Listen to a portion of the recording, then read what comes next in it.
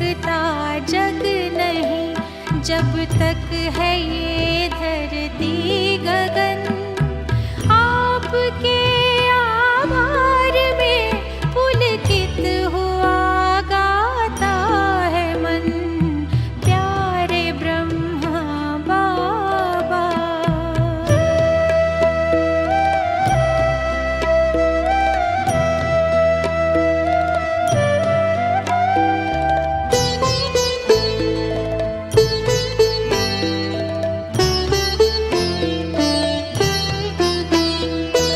विश्व में हम बच्चों को प्रत्यक्ष करने के लिए। ओम शांति। आज 15 जनवरी 2021 ईश्वरीय महावाक्य है।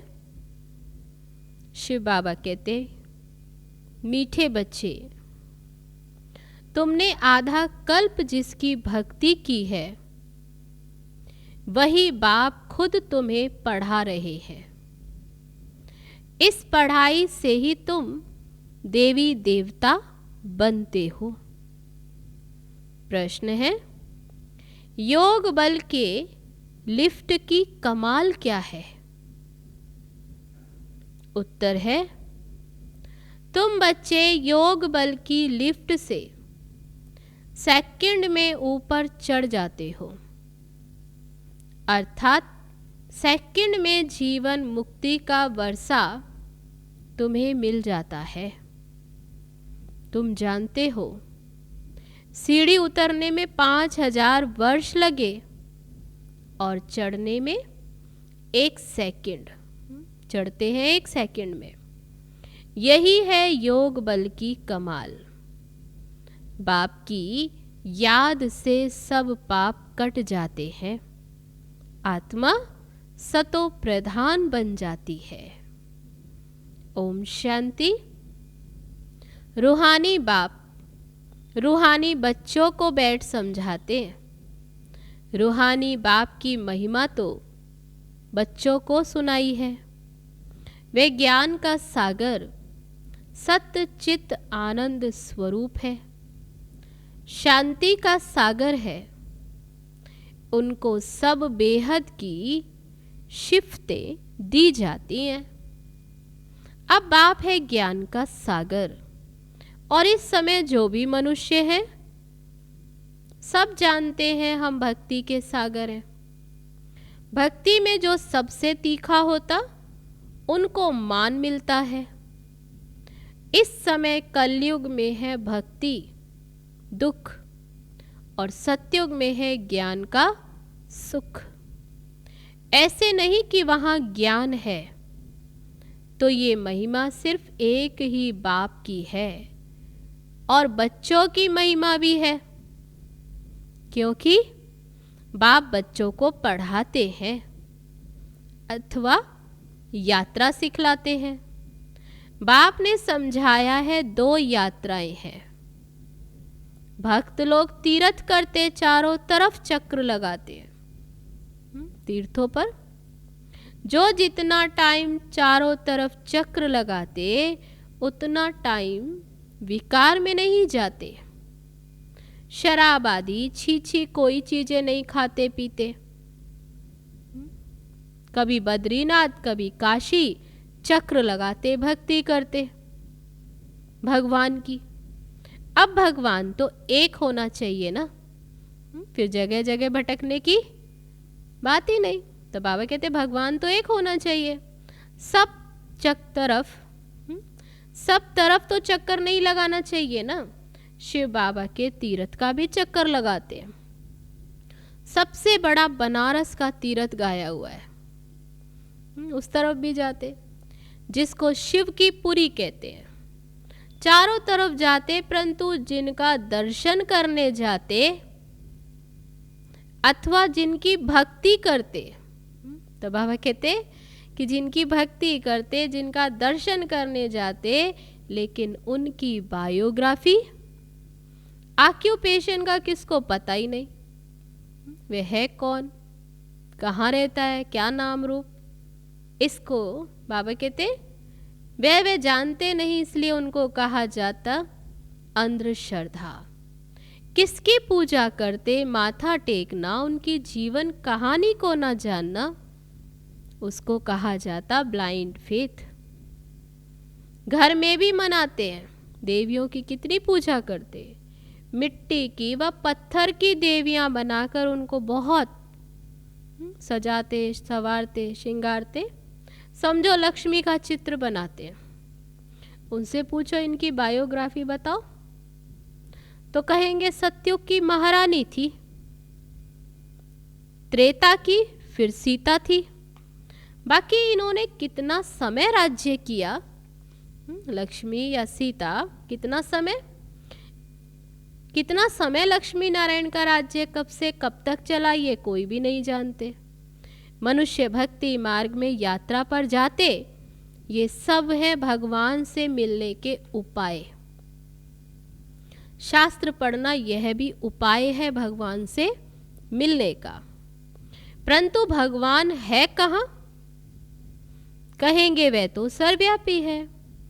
अभी तुम जानते हो, पढ़ाई से हम यह बनते हैं, क्या ये देवी देवता बनते हैं।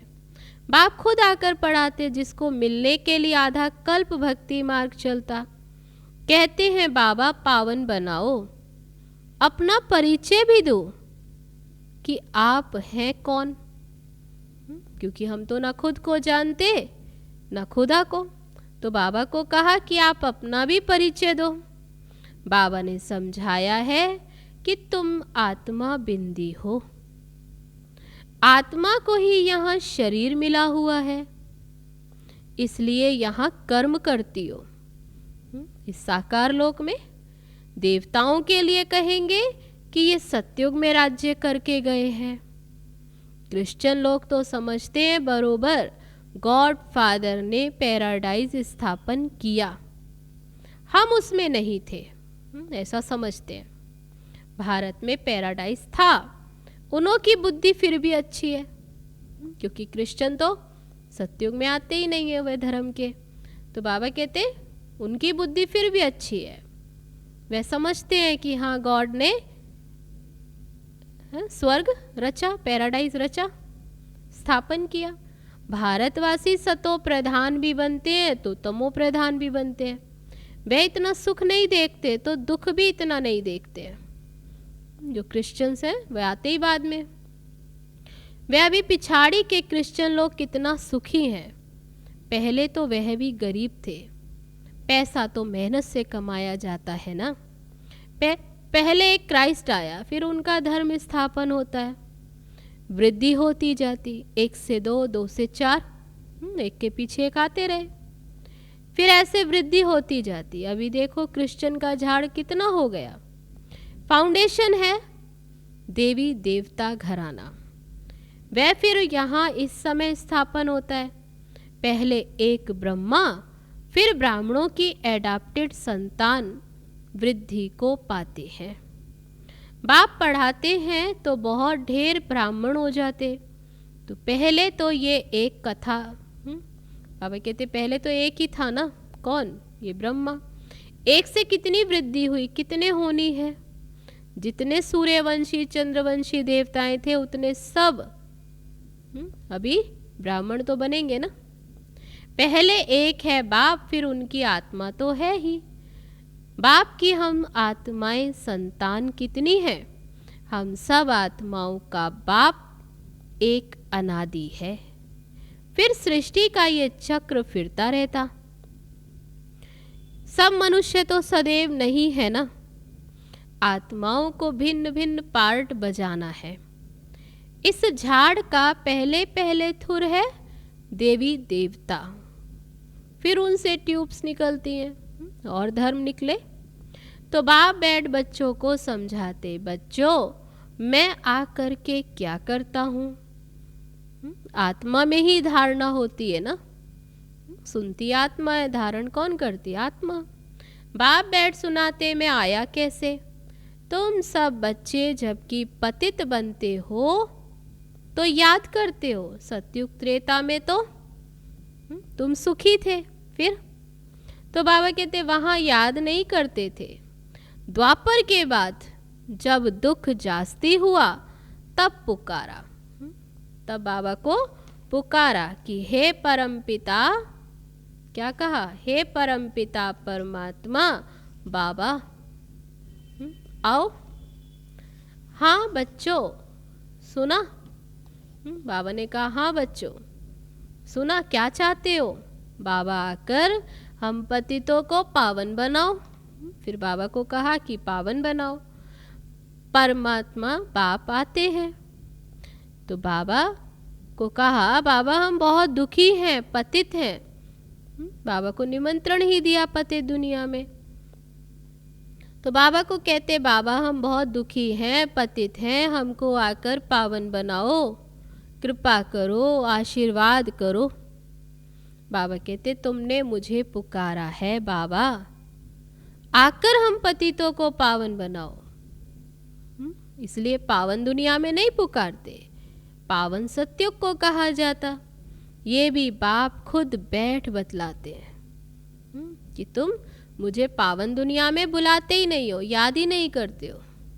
ड्रामा के प्लान अनुसार जब संगम युग होता है, सृष्टि पुरानी होती है, तब ही मैं आता हूँ।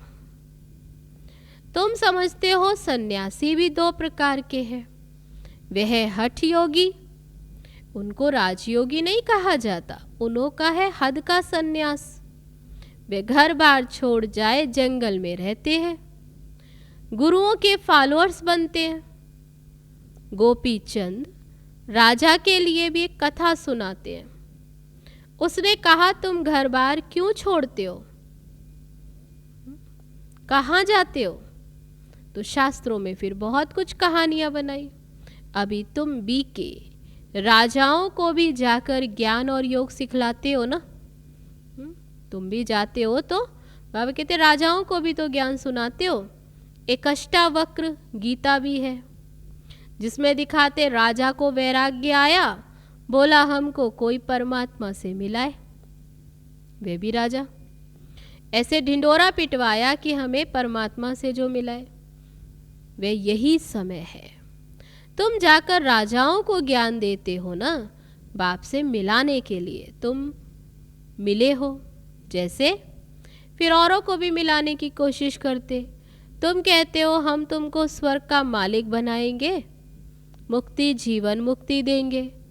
फिर उनको बोलो शिव बाबा को याद करो और कोई को नहीं। तुम्हारे पास भी शुरू में बैठे बैठे एक दो को देखते देखते ध्यान में चले जाते थे, एक दो को दृष्टि देते ध्यान में चले जाते। बड़ा वंडर लगता था, बाप था ना इनमें, तो बाबा को देखते तो ध्यान में चले जाते थे। तो वे चमत्कार दिखाते। बाप दादा इकट्ठे हो गए ना, शिव बाबा और ब्रह्मा बाबा कब्रिस्तान बनाते थे, पहाड़ों पर ले जाते थे और कहते थे मर जाओ, सब सो जाओ, सब बाप की याद में सो जाओ, सब ध्यान में चले जाते थे। ये सब शिव बाबा की चतुराई थी। इसको फिर कई जादू समझने लगे। ये था शिव बाबा का खेल। बाप जादूगर, सौदागर, रत्नागर है ना, धोबी भी है, सुनार भी है, वकील भी है। सबको रावण की जेल से छुड़ाते हैं, उनको ही सब बुलाते, हे पतित पावन आओ, हे दूर देश का रहने वाला, तो हमको आकर पावन बनाओ। अब आओ भी पतित दुनिया में, तब निमंत्रण भी क्या दिया, पतित पावन आओ, पतित दुनिया में आओ, पतित शरीर में आकर फिर हमको पावन बनाओ। अभी तुम उनका अर्थ समझते हो, कैसे आते? बाप आकर बतलाते तुम बच्चों ने रावण के देश में, पराये देश में हमको बुलाया है। मैं तो परम धाम में बैठा था, स्वर्ग स्थापन करने के लिए मुझे नरक रावण के देश में बुलाया कि अब सुख धाम में ले चलो। अभी तुम बच्चों को ले चलते हैं ना, तो यह है ड्रामा। मैंने जो तुमको राज्य दिया था वह पूरा हुआ, फिर द्वापर से रावण राज्य चला, 5 विकारों में गिरे। उनके फिर चित्र भी जगन्नाथपुरी में है। पहले नंबर में जो था ये ब्रह्मा की आत्मा, वही 84 जन्म ले अब पिछाड़ी में है, फिर उनको ही पहले नंबर में जाना है। ये ब्रह्मा बैठा है, विष्णु भी बैठा है, इनका आपस में क्या कनेक्शन है? बाबा कहते तुम जानते हो ना, ब्रह्मा सो विष्णु। दुनिया में कोई नहीं जानते। ब्रह्मा सरस्वती भी असूल में सतयुग के मालिक लक्ष्मी नारायण थे। अभी नरक के मालिक हैं। अभी ये तपस्या कर रहे हैं, किस लिए? ये लक्ष्मी नारायण बनने के लिए। दिलवाड़ा मंदिर में पूरा यादगार है। बाप भी यहाँ ही आए हैं, इसलिए अब लिखते हैं आबू सर्व तीर्थों में, सब धर्मों के तीर्थों में मुख्य तीर्थ है, क्योंकि यहाँ ही बाप आकर सर्व धर्मों की सदगति करते हैं, इसलिए मुख्य है। तब शांति धाम, बाबा कहते अभी तुम जानते हो शांति धाम होकर फिर हम स्वर्ग में जाते हैं। पहले जाएंगे शांति धाम, फिर सतयुग में, बाकी सब शांति धाम में चले जाते। वह है जड़ यादगार और ये है चैतन्य। तुम चैतन्य में वह बन जाएंगे तो फिर यह मंदिर आदि सब खत्म हो जाएंगे। बाबा कहते जब चैतन्य में तुम तैयार हो जाएंगे फिर इन जड़ मंदिरों की दरकार नहीं। भक्ति मार्ग में फिर ये यादगार बनाएंगे। तो चक्र है ना। अभी तुम स्वर्ग की स्थापना कर रहे हो। मनुष्य समझते स्वर्ग ऊपर में है, अभी तुम समझते हो, क्या समझते? कि यही भारत स्वर्ग था, अभी नरक है। ये चक्र देखने से ही सारा ज्ञान आ जाता है। द्वापर से और धर्मों में आते हैं तो अभी देखो कितने धर्म है। ये है आयरन एज, अभी तुम संगम पर हो। सतयुग में जाने के लिए पुरुषार्थ करते हो। कलयुग में है पत्थर बुद्धि और सतयुग में है पारस बुद्धि। तुम ही पत्थर बाबा कहते तुम ही पारस बुद्धि थे, फिर तुम ही, पक्का है ना? बाबा कहते तुम ही पारस बुद्धि थे, फिर तुम ही पत्थर बुद्धि बने और अब फिर से पारस बुद्धि बनना है। बाबा कहते तुमने हमको बुलाया, किस लिए बुलाया? कि आकर पावन बनाओ, घर ले चलो। तो बाबा कहते मैं आया हूँ और तुमको अब कहता हूँ काम को जीतो तो जगत जीत बनेंगे। मुख्य यह विकार ही है। सतयुग में सब निर्विकारी है, कलयुग में है विकारी। बाबा कहते बच्चे अब निर्विकारी बनो। 63 जन्म विकार में गए हो, अब ये अंतिम जन्म पवित्र बनो। अभी मरना भी सबको है, घर तो लौटना है ना। मैं स्वर्ग स्थापन करने आया हूँ तो अब मेरी श्रीमत पर चलो। मैं जो कहूँ वह सुनो। बाप को बुलाया है तो उसकी आज्ञा तो माननी है ना। तो बाबा कहते मेरी सुनो। अभी तुम पत्थर बुद्धि को पारस बुद्धि बनाने का पुरुषार्थ कर रहे हो। तुम ही पूरी सीढ़ी उतरते हो फिर चढ़ते हो। तुम जैसे जिन्न हो। जिन्न की कहानी है ना। उसने बोला काम दो, तो राजा ने कहा अच्छा सीढ़ी उतरो और चढ़ो। तो बहुत मनुष्य कहते भगवान को क्या पड़ी थी जो सीढ़ी चढ़ाते और उतारते हैं। भगवान को क्या हुआ जो ऐसी सीढ़ी बनाई? बाप समझाते ये अनादि खेल है। तुमने 5000 वर्ष में 84 जन्म लिए हैं। 5000 वर्ष तुमको नीचे उतरने में लगे, फिर ऊपर जाते हो सेकंड में। इतना समय तो तुमने उतरने में ही लगा दिया। तो बाबा कहते लेकिन चढ़ते हो 1 सेकंड में। ये है तुम्हारे योग बल की लिफ्ट। बाप कहते याद करो, बाबा की याद में रहो तो तुम्हारे पाप कट जाएंगे। बाप आते ही सेकंड में तुम ऊपर चढ़ जाते हो, फिर नीचे उतरने में 5000 वर्ष लगे। कलाएं कम होती जाती हैं। चढ़ने की तो लिफ्ट है ना, संगम पर चढ़ते हैं इसलिए लिफ्ट है। सेकंड में जीवन मुक्ति, सतो प्रधान बनना है। फिर आहिस्ते आहिस्ते तमो प्रधान बनेंगे, 5000 वर्ष लगते हैं। अच्छा, फिर तमो प्रधान से सतो प्रधान बनना है 1 जन्म में, अभी संगम पर। अभी जबकि मैं तुमको स्वर्ग की बादशाही देता हूँ तो तुम पवित्र क्यों नहीं बनेंगे? बाबा पूछते। विकार ना मिलने से फिर स्त्री को मारते हैं, बाहर निकाल देते, आग लगा देते। अबलाओं पर कितने अत्याचार होते, ये भी ड्रामा में नूंद है। बाबा कहते ये भी समय अनुसार होता। अच्छा, मीठे मीठे सिके लदे बच्चों प्रति माता पिता बाप दादा का याद प्यार और गुड मॉर्निंग। रूहानी बाप की रूहानी बच्चों को नमस्ते। हम रूहानी बच्चों की रूहानी बाप दादा को नमस्ते नमस्ते। ओम शांति। अब है धारणा के लिए मुख्य सार। पहली पॉइंट, जगत का मालिक बनने व विश्व की बादशाही लेने के लिए मुख्य काम विकार पर जीत पानी है। संपूर्ण निर्विकारी जरूर बनना है। दूसरी पॉइंट, जैसे हमें बाप मिला है ऐसे सबको बाप से मिलाने की कोशिश करनी है। बाप की सही पहचान देनी है, सच्ची सच्ची यात्रा सिखलानी है। अब है आज का वरदान। साइलेंस की शक्ति द्वारा सेकंड में हर समस्या का हल करने वाले एकांतवासी भव।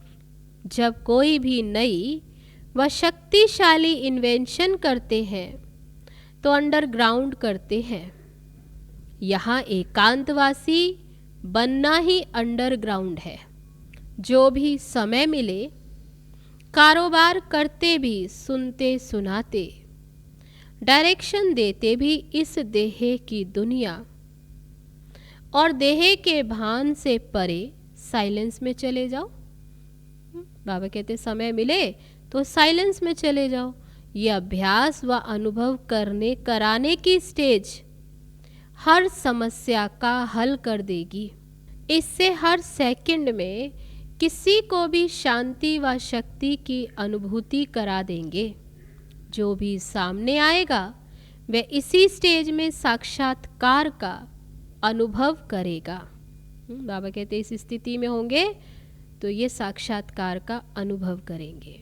तो आज का वरदान, साइलेंस की शक्ति द्वारा सेकंड में हर समस्या का हल करने वाले एकांतवासी भव। अब है स्लोगन, व्यर्थ संकल्प व विकल्प से किनारा कर आत्मिक स्थिति में रहना ही योग युक्त बनना है। अच्छा, तो ये थे ईश्वरीय महावाक्य। ओम शांति।